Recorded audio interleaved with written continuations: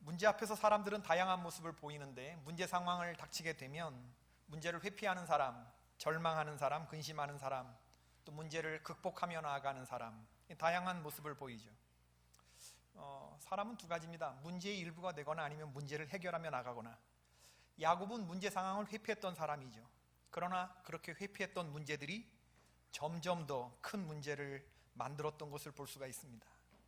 야곱은 문제 때문에 문제를 회피하다가 골병이 든 사람이에요. 문제를 피한다고 문제가 사라지는 것은 아닙니다. 문제에 직면하고 그 문제를 풀어야 합니다.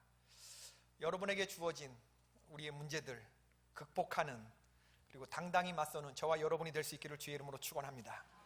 믿음은 문제 상황에서 발휘됩니다. 문제가 없는데 믿음이 발휘될 까닭이 뭐가 있겠습니까? 우리 삶에 문제가 있고 고난이 있고 고통이 있을 때, 고통스러운 장애물 때문에 그럴 때 우리의 믿음이 멋있게 발휘되는 거죠. 문제가 클수록 큰 믿음이 발휘되는 거고, 그 문제를 해결했을 때 기쁨이 더 큰 법입니다. 문제를 닥쳤을 때 절망이 우리의 끝이 아니고 새로운 시작이 될 수 있기를 바라고, 그 문제를 멋있게 극복하면 얼마나 하나님께 영광이 되고 우리에게 자신감이 있겠습니까? 문제 없는 가정 없고 문제 없는 개인 없습니다. 만나보면 그래요. 우리 개포교회의 모든 성도들도 전부 다 문제가 있습니다. 가만히 보면 아주 기가 막힌 사연들이 있어요. 알면 알수록. 따라해 봅시다. 나만 어려운 거 아니다. 나만 어려운 거 아니다. 위안이 되십니까? 나만 어려운 거 아닙니다. 다 가정마다 뻐꾸기 우는 사연들이 있습니다. 믿음이 하는 일은 뭐냐? 문제가 있는 곳에 길을 찾는 것입니다. 학생들이 문제를 통해서 실력이 연마되듯 신앙인들도 문제를 통해서 믿음이 연마됩니다. 제가 수학을 8점 맞았다는 얘기 했나요? 수학 능력 시험에서 고3 때 55점 몇 점에 8점 맞았다는 얘기 했나요? 제가 수학을 반타작만 했어도 감시인데 수석으로 들어갔을 거란 얘기 했나요? 4개 맞았습니다. 1번으로 쭉 찍었다는 얘기 안 했나?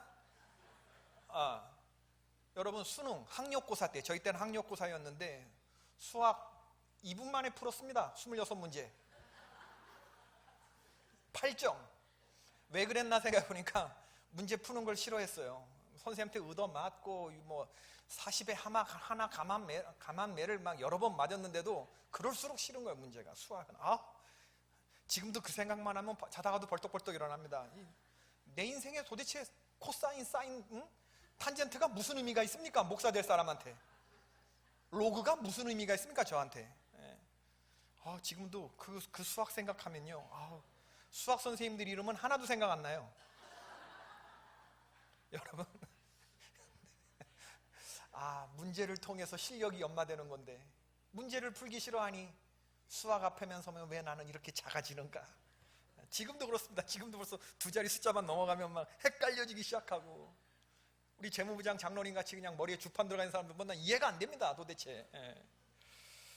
여러분, 인생의 문제 상황을 만났을 때 사람들은, 하나님 알지 못한 사람들은 문제 상황에서 머리 쓰지만 우리는 믿음 씁니다. 문제를 만났을 때 우리의 방법은 해결하려고 드는 게 아니고 그 문제를 가지고 하나님 앞에 보여드리는 것입니다. 그게 우리가 해결할 첫 번째 일. 도대체 감당이 안 되는 큰 문제는 토막을 치시고, 작은 문제들은 묶어서 이걸 다 하나님 앞에 보여드리는 겁니다. 이거 내가 다 한 입씩 먹기 전에는 이 문제 어디 도망 안 갑니다. 그러니까 우리는 매일 주님 앞에 나와서 열심히 우리의 문제를 올려드리고, 내 생각을 말씀드리고, 하나님의 생각은 어떤지를 묻고, 이게 기도입니다. 어떤 문제는 하나님이 풀어주실 거고, 어떤 문제는 타고 넘어가는 믿음을 주실 거고, 어떤 문제는 계속 우리가 스트럭을 하면서 씨름하게 하실 겁니다. 그러니 하나님을 기대하시고 어떤 해결을 주시든지 하나님을 의지하시고 문제를 주님께 보여드리는 우리 모든 성도들 되기를 바랍니다. 우리는 걱정하지 않아요. 올해 어떤 문제가 있을까 걱정하지 않습니다. 우리에게는 아버지가 있습니다. 걱정은 나의 몫이 아니고 누구의 몫입니까? 아버지의 몫입니다. 어떤 엄마에게 공부 못하는 아들이 있었습니다. 이번에 60점 못 남은 엄마라고 하지도 마라 윽박질렀습니다. 어떻게 우리 집안에 나 같은 사람에서 너 같은 자녀가 났는지 모르겠다 그랬습니다. 엄마 너만한테 장난 아니게 공부했어 막 이랬습니다. 아이가 시험을 봤어요. 집에 들어오면서 아줌마 그러면서 성적표를 내밀었어요. 그리고 이어지는 연속 동작, 아줌마 죄송합니다 그러면서 영수증 고지서를 딱 들이밀면서 학교에서 돈 가지고 오래요. 그러고 나서 이제 밖에 나가 노는 거죠. 대단한 믿음의 소유자라고 생각합니다. 아이가 스스로 해결할 것은 아무것도 없는 겁니다.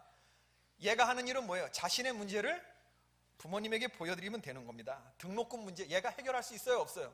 없습니다. 엄마 아빠한테 보여드리는 순간 끝납니다. 공부는 못하지만 멋진 믿음의 소유자라고 믿습니다. 그런 믿음이 우리에게 필요하죠. 오늘 우리가 잘 아는 본문인데 이 문제 상황인데 오늘 본문에는 중풍병자가 등장해요. 지난 시간에 문둥병자 고친 얘기, 오늘 중풍병자 고친 얘기. 침상에 누운 채로 친구들 4명의 손에 이끌려 예수님 앞에 나왔던 사람인데 이 4사람과 중풍병자의 관계가 무엇인지는 성경에 자세하게 나오지 않습니다. 친구일 수도 있겠고 가족일 수도 있겠습니다. 아무튼 예수님의 말씀과 치유 사역을 기대하면서 많은 무리들이 아주 있어가지고 길에 막혀 있었는데 이 중풍병자를 4명이 들것에 들고 왔는데 이 막혀서 앞으로 나가지 못하니까 이 친구들이 어떤 일을 했는가? 지붕에 올라가서 기와장을 벗기고 병자를 달아내렸습니다. 우리는 오늘 본문에서 이 친구들의 믿음을 보게 되는 거죠. 예수님이 그들의 믿음을 보시고 예수님이 무엇을 보셨다고요? 그들의 믿음을 보셨다. 그들의 믿음을 보셨다. 우리의 믿음을 주님이 보시고 감동할 만한 믿음을 보여드리는 한 해가 되기를 바랍니다. 속으로 갖고 있지 말고 주님께 보여드리는 믿음, 보여드리는 한 해가 될 수 있게 되기를 바라요. 예수님이 그들의 믿음을 보시고 중풍병자에게 일어나 내 상을 가지고 집으로 가라. 그래서 들어올 때는 누워서 들어왔던 사람이 자기가 누워왔던 침상을 들고 걸어서 나갔습니다. 이런 놀라운 일들이 일어날 것을 여러분 기대하십니까? 이런 본문 읽으면? 솔직히 이런 일이 일어날 거라고 기대하시는 분들만 솔직히 아멘. 아멘. 저도 아멘입니다. 그러나 나의 삶에도 이루어질 걸로 솔직히 믿는 분들은 아멘. 이게 저 집은 가능하지만 나한테는 이게요 여러분. 제가 안 믿습니다 여러분. 여러분 아무리 아멘 그래도 이루어지지 않을 줄로 확실히 믿고 기도하는 분들 얼마나 많은지 몰라요? 신앙인의 불신앙. 중풍병은 현대의학으로도 고치기 어려운 질병이죠. 스스로 몸을 움직일 수 없는 중병의 환자가 4사람의 믿음으로 말미암아서 다시 일어나게 된 오늘 본문의 이야기는 참으로 우리에게 대단한 도전을 주는 그런 말씀이 아닐 수가 없어요. 여러분 중풍병자, 문둥병만큼이나 어려운 그런 질병인데 이런 사람을 고치겠다고 그리고 4사람이 나선 겁니다. 이들의 믿음이 정말 대단하지 않습니까? 이들이 왜 이 환자를 메고 나왔을까? 아마 환자가 낫고자 하는 의지가 없는데 4사람이 메고 나왔을 까닭은 없어요. 제가 생각해 볼 때 중풍병자가 낫기를 바라는, 정말 우리가 앞전에서 살펴본 것처럼 문둥병자처럼 주님 할 수만 있거든 나를 낫게 해줄 수 있습니다 라고 하는 이 중풍병자의 간절한 염원을 보다 못해서 아마 이 4명이 외면할 수 없어서 메고 나왔을 수도 있겠어요. 그러니까 5명이 다 한마음이 돼서 나온 건데 이들이 참 대단하다고 생각되는 부분이 뭐냐면 이 4사람이 포기하지 않는 열정이 있었다는 거 아닙니까? 대부분 문제가 어렵고 복잡하면 사람들은 포기합니다. 저처럼 수학 포기한 것처럼 우리는 할 만큼 했어. 근데 할 만큼도 안 하면서 포기하니까 문제. 우리 노력은 여기까지인가 보다. 우리는 할 도리를 했어 하고 주저앉는 거예요. 사람이 많아서 예수님이 안 계신 그 문 안으로 도저히 집 안으로 뚫고 들어갈 엄두가 나지 않은 거죠. 근데 근처까지는 왔거든요. 문 앞까지는 왔거든요. 포기할 만합니다. 이런 일을 닥치면 4사람 중에 어떤 한 사람은 다른 의견을 냈을 수도 있겠어요. 부정적인 사람은 꼭 2-3사람 가운데 누구 하나 있게 마련이거든요. 사람의 마음이 다 같습니까? 그렇지 않습니다. 우리는 할 만큼 했어. 우리의 노력은 여기까지다. 할 도리를 해서 그냥 가자. 그런데 이들 4사람은 문제 앞에서 뒤로 물러나지 않았다는 겁니다. 안에 계신 예수님에게 이 환자를 보여줘야겠다라고 하는 그 목표에서 물러서지 않았다는 거죠. 지붕 위로 올라갔습니다. 중풍병자 올라가는 거 이거 쉽지 않습니다. 힘들기 이전에 올려야 된다라고 하는 생각이 이미 벌써 이게 귀찮은 일입니다. 쉽게 생각할 수 없는 일이에요. 밖에 현수막 하나 갖다 오는 것도 굉장히 귀찮은 일입니다. 우리 목사님들 이렇게 보면 그래요. 현수막 하나 거는 것도 이게 굉장히 아주 힘든 그런 일인데, 들것에 누운 사람을 지붕 위로 올린다는 거 쉬운 일 아니죠. 지붕 위로 올라갔어요. 뜯었습니다. 이들이 저지른 죄는 주거침입죄, 기물파손죄, 집주인으로부터 혼날 각오를 해야 됩니다. 자기 집도 아니지 않습니까? 야, 이 민폐, 예수님이 한참 말씀 전하고 있는데 지붕이 막 이거 뜯는다고 생각해 보세요. 내려온다고 생각해 보세요. 얼마나 먼지가 날릴 것이며 위에서 뭐가, 완전히 그 분위기에 그냥 찬물을 끼얹으면서 들어오는 이런 사람들. 여러분, 어떻게 남의 집에 지붕을 뚫을 생각을 했을까? 나중에 변상해주면 된다고 생각한 겁니다. 그게 전혀 문제가 되지 않는다고 생각한 거예요. 이 네 사람은 변상해주면 된다. 믿음은 난관에서 물러서지 않는 겁니다. 믿음은 모험하기를 주저하지 않는 겁니다. 믿음으로 내는 길은 달라요. 문제를 비켜가는 것이 아니고 문제를 돌파하는 믿음. 하나님이 가라 하시면 하나님이 가라 하시는 그 길이 만약에 홍해바다 위리라도 그게 우리가 가는 길이 길인 줄로 믿습니다. 세상 사람들이 이거 이해 못해요. 그러나 믿음의 공동체가 가는 것은, 공동체가 가는 길이 바로 우리의 길이 되는 줄로 믿습니다. 태국의 뿌라이 산간 부족에서 선교하는, 제가 예전에 한번 얘기한 기억이 있는데, 정태영 홍성선주 선교사님이 계시는데, 선교사들끼리 만나면 단기 선교를 다녀간 사람들 중에서 대단한 그런 분들, 이런 얘기를 하면서 이제 밤새워 가서 우리들이 얘기를 하는데, 밤새면서 이 정태영 선교사님이 자기 선교지를 다녀간 어떤 집사님 얘기를 하는데, 이 뿌라이 산간 부족에 아이들이 많다는 얘기를 듣고 뻥튀기 기계를 하나 내가 보내드리면 어떻겠느냐 이렇게 말하는 분이 있었다는 겁니다. 뻥튀기 기계, 뻥튀기, 뻥이야! 이 소리가 얼마나 사운드가 강력합니까? 아이들 모으는 데 있어서는 이게 캡이잖아요. 카자흐스탄의 이민교 선교사님 책, 하나님이 보내신 사람의 이 이민교 선교사님이 카작에 뻥튀기 기계를 트럭에 싣고 다니면서 낮에는 아이들한테 시골 마을 다니면서 뻥튀기 튀겨주고 밤에는 복음 전한다 그 얘기를 어서 듣고, 내가 선교사님에게 뻥튀기 이거 갖다 드리면 쓰겠느냐고. 그러니까 이 정태영 선교사님이 보내주시면 나도 그렇게 할 수 있다고. 근데 여러분, 이 뻥튀기 기계를 한국에서 태국으로 보낸다, 쉬워요 어려워요? 네? 이게 쉽게 생각할 수 있는 겁니까? 단기 선교를 갔다가 선교지에서 은혜를 받는, 이거 뭐 몇백만 원 몇천만 원 헌금해 오는 건 쉬운데 이거를 보내는 거는 쉽지 않습니다. 그래서 정태영 선교사님이 설마 보내주시겠는가 그랬대요. 근데 정말 왔더래요. 시골 5일장에서 뻥튀기 하시는 할아버지를 이 집사님이 쫓아다니시면서, 내가 좋은 일에 쓰고자 하니까 내가 갑절로 쳐줄 테니까 이거 나한테 팔으라고 그 할아버지를 쫓아다니면서 그걸 샀어요. 그것도 대단하지만 이걸 항공편으로 분해해서 붙였는데 이게 주철 아닙니까? 이게 쇳덩이 아닙니까? 태국 공항 검색대에 걸렸어요. 공항 직원들은 이게 대포인 줄 안 거예요. 대포. 그래서 이분한테 연락이 왔고, 이분이 사진을 찍어서 태국 공항까지 날아가서 공항에서 직접 조립하고 그들 보는 앞에서 시연을 하고, 그리고 통관 다 해서 선교사님 마당 앞까지 선교사님 하고 배달을 완료하고 그리고 갔다는 거예요. 여러분, 선교에 관한 이 스피릿, 혹자는 이것을 뻥튀기 기계값보다 더 들었겠다, 뭐 더 들었겠죠.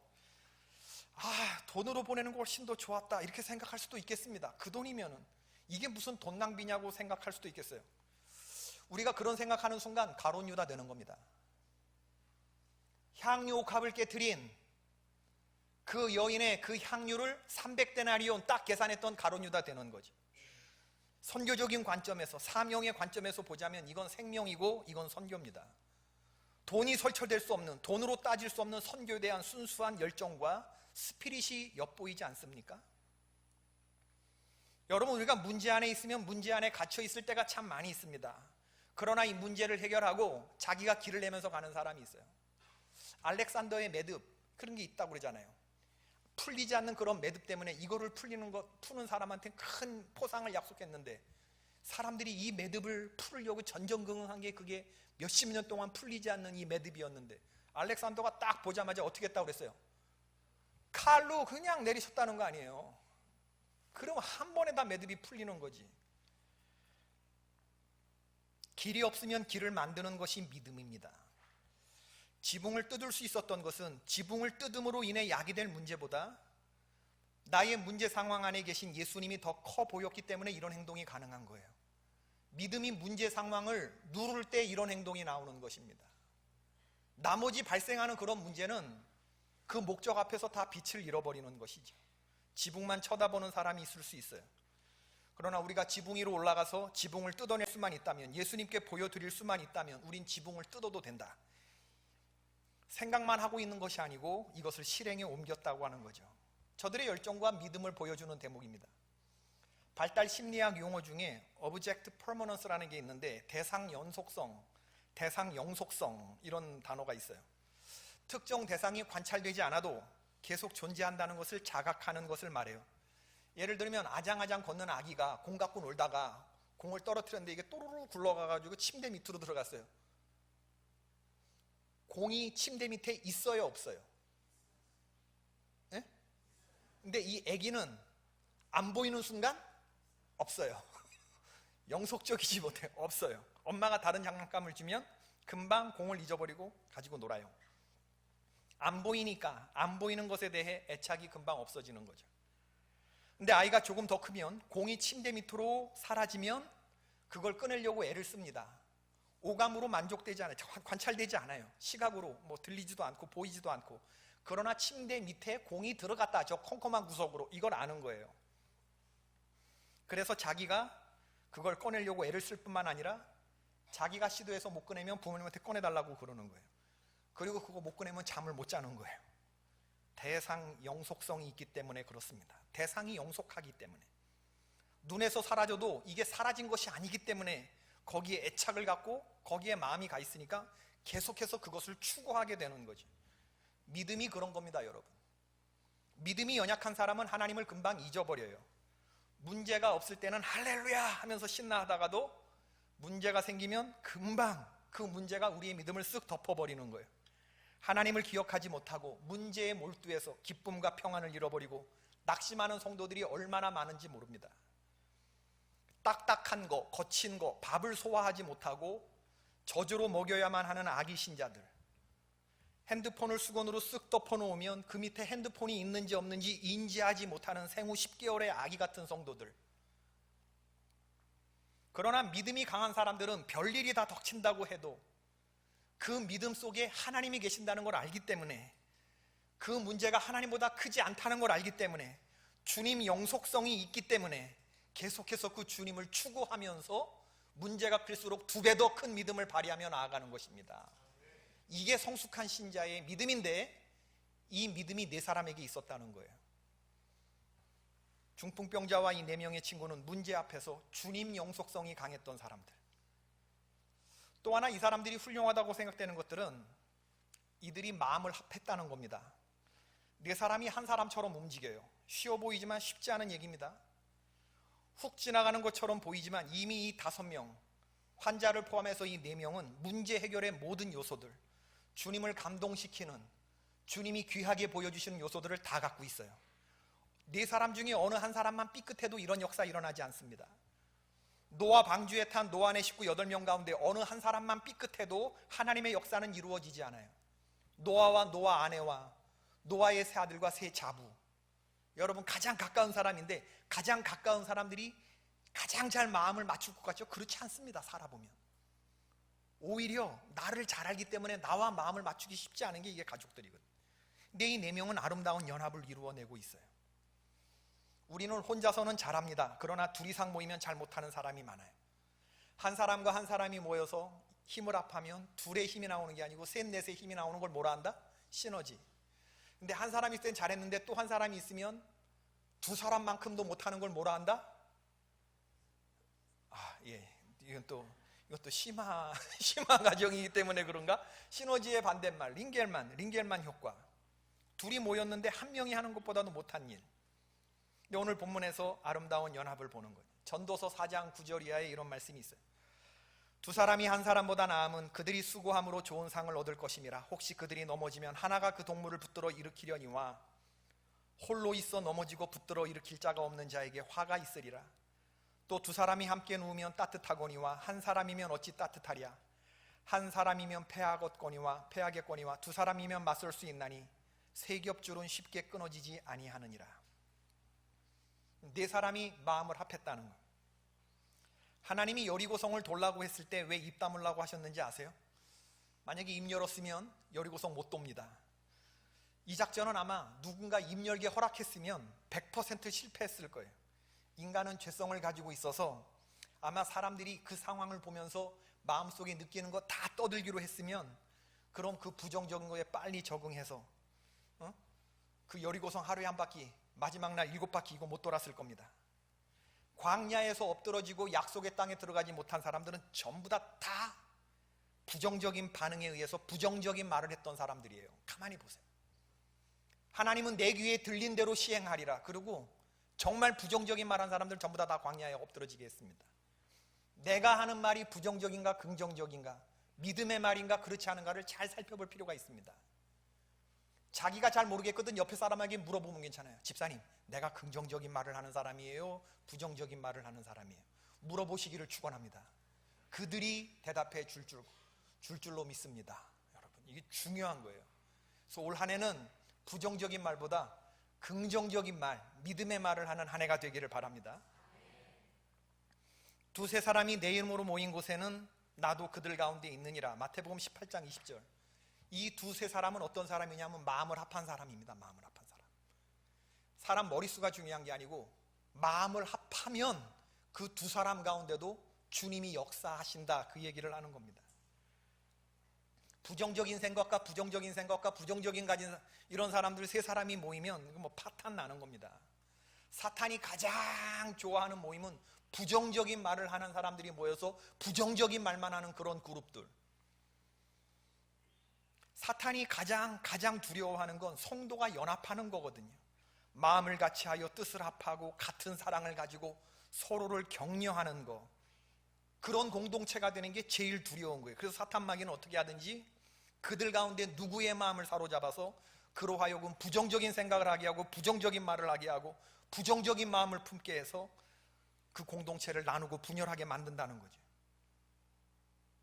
여러분, 오늘 본문을 보면서 놀라운 믿음의 소유자들을 보는데 이 네 사람의 아름다운 모습, 물러서지 않는 열정과 계속 실행에 옮기는 이런 모습들, 그리고 이들이 합심하는 모습들, 대단한 모습들인데요, 오늘 본문과 비슷한 그런 본문이 전 누가복음 7장에 나온다고 생각해요. 로마 백부장이죠.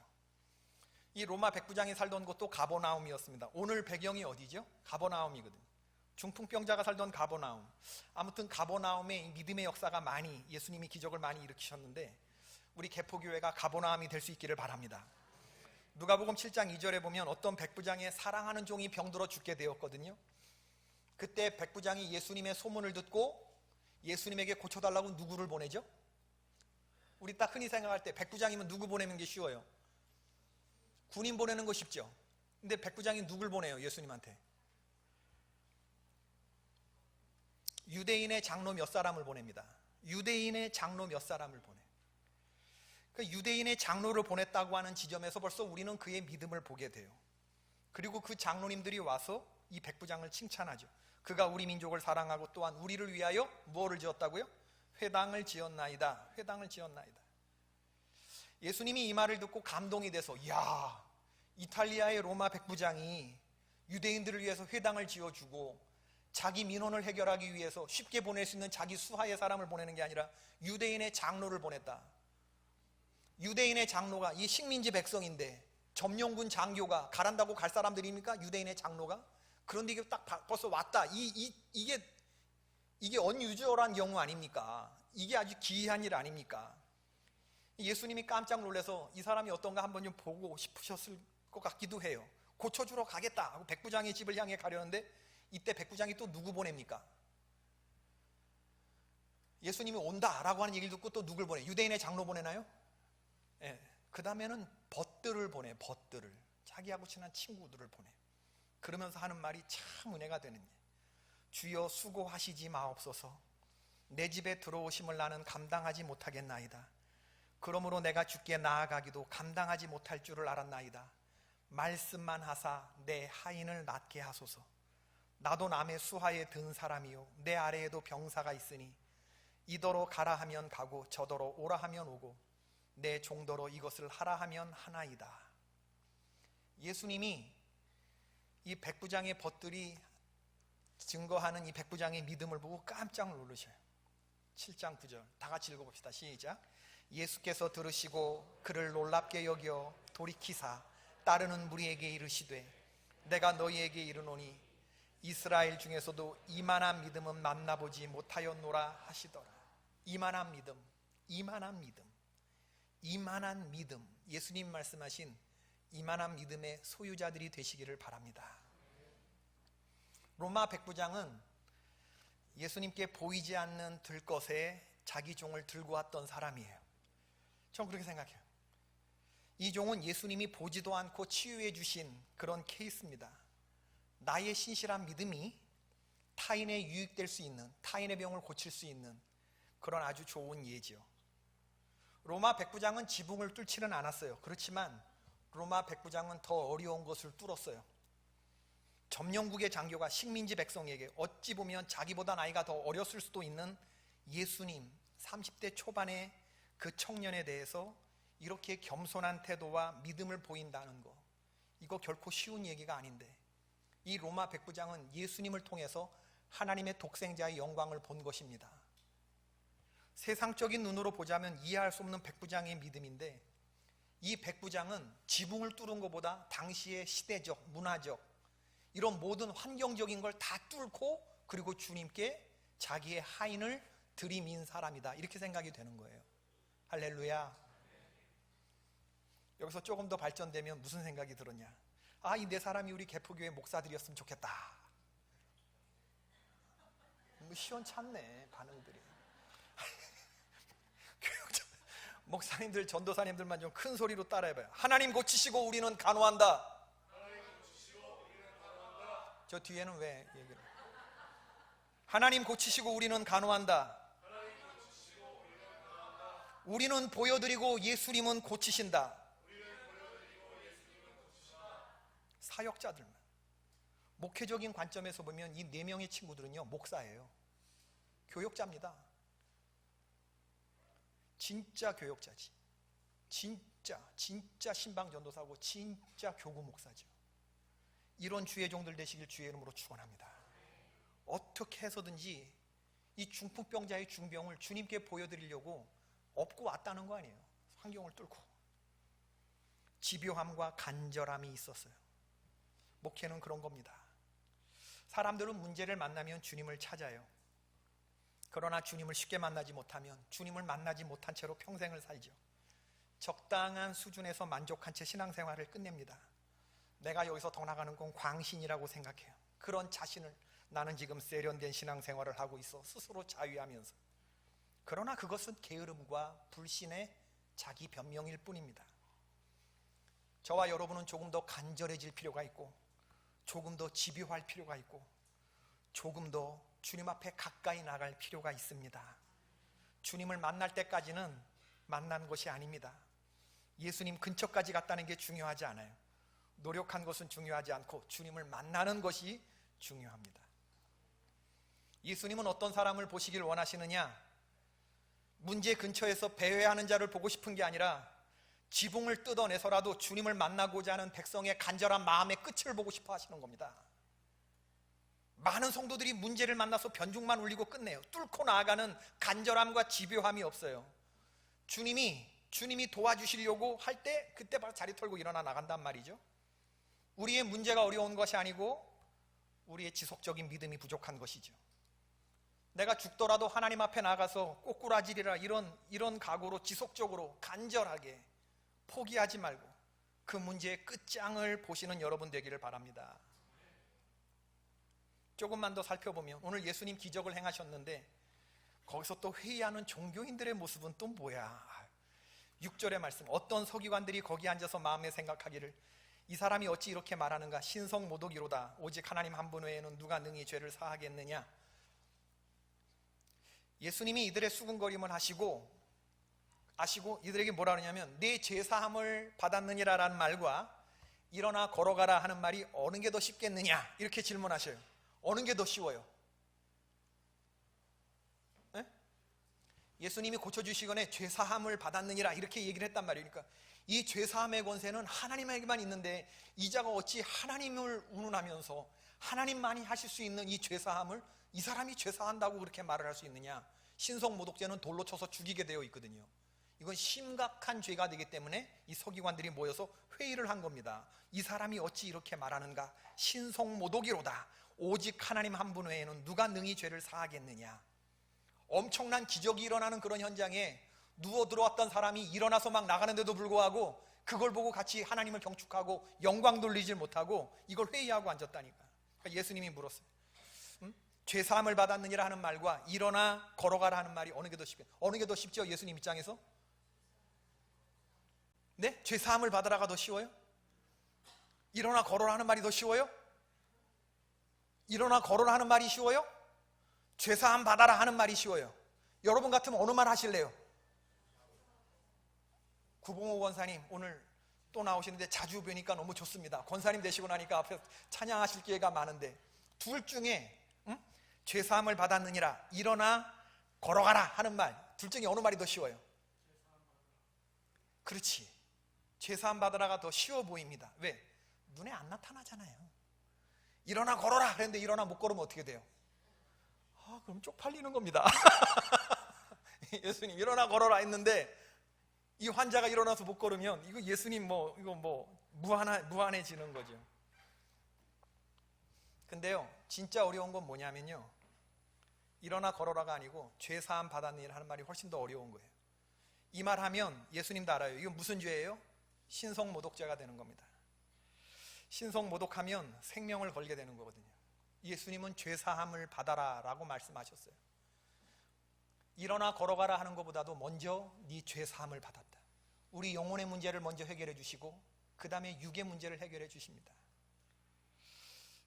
중풍병자를 고치시는 사역을 통해서 유대인들 사회에서 정상적인 사고를 하는 사람이라면 도저히 할 수 없는 말을 하나님이신 이분이 거침없이 하시는 겁니다. 네 죄사함을 받았느니라. 그래서 우리는 이 예수님을 통해서 하나님의 모습을 보는 거예요. 하나님을 경험하는 거예요. 이건 살자고 하는 소리가 아니에요. 이건 이 중풍병자 느닷없이 들이닥친 하늘에서 뚝 떨어진 지붕을 뚫고 내려온 이 사람한테 예수님은 그날 뭐를 걸었어요? 생명을 건 거예요. 어제도 생명을 걸었어요. 문둥병자 손 대면 돼요 안 돼요? 근데 손을 대셨어요. 부정해지는 거예요. 근데 주님은 생명으로 나온 문둥병자에게 생명으로 다가가셨죠. 오늘 스케줄에도 없던 예상에도 없던 지붕에서 내려온 이 사람으로 예수님은 당신의 목을 거셨어요. 제가 무슨 얘기를 하려고 그러냐면 기적이 일어나는 것은 우리의 진심과 하나님의 생명이 만났을 때 여기서 스파크가 튄다는 얘기를 하는 겁니다. 여러분 오늘 본문을 결코 가볍게 보지 마세요. 왜 나에게 이런 역사가 일어나지 않는가를 한번 생각해 보세요. 내가 지금 결격 사유가 무엇인가? 나의 믿음에 지금 도대체 무엇이 문제가 있어서 나는 이 모양 이 채로 지금 이 문제 앞에서 이렇게 살아가는가 한번 보세요. 오늘 인자가 땅에서 죄를 사하는 권세가 있는 줄을 너희로 알게 하리라. 예수님이 말씀하신 이 권세, 주님은 당신의 하나님 되심을 나타내시면서 생명을 걸고 우리에게 다가오시는 거죠. 지붕을 뚫은 이들의 믿음에 대해서 이 사람들이야 변상해주면 그만입니다. 두세 배로 변상해주면 이 문제는 끝나요. 그냥 그래요 안 그래요? 기물 파손하고 주거 한 거 죄값을 밟으면 되는 거지. 그러나 오늘 예수님은 생명을 거신 거라고요. 누가 더 믿지는 장사를 하는 겁니까? 누가 더 큰 사랑을 보여주고 있습니까? 내 친구입니까? 아니면 예수님이십니까? 제가 자주 얘기하는 우리가 한 걸음으로 주님께 나아가면 주님은 9걸음으로 10걸음으로 다가오신다는 말씀이 이걸 두고 하는 말이에요. 그렇기 때문에 오늘 기도하러 이 금요일 시간에 새벽에도 나오고 또 이 저녁에도 나오고 또 내일 새벽에도 나오시고 할 여러분, 저 요즘에 돌아서면 설교 이러는 것 같은데 여러분들은 오죽하시겠습니까? 새벽에도 나오고 일주일 내내 나오고 또 기도하러 나오시고 수요일 예배도 나오고 또 여기에 우리가 기도하면 생명을 걸고 다가오시는 그 주님이 계시다는 거 믿으시는 분들만 아멘 합시다. 아무리 사람들이 둘러싸여 있어도 우린 주님께 나아가는 거예요. 뭘로? 간절함과 집요함으로. 지붕을 뚫어내리는 이런 간절함으로, 문제 앞에서 피하지 아니하고, 그리고 주님 앞에 간절히 부르짖으면 그 주님이 10걸음으로 당신의 생명을 걸고 우리를 만져주시고 다가오신다.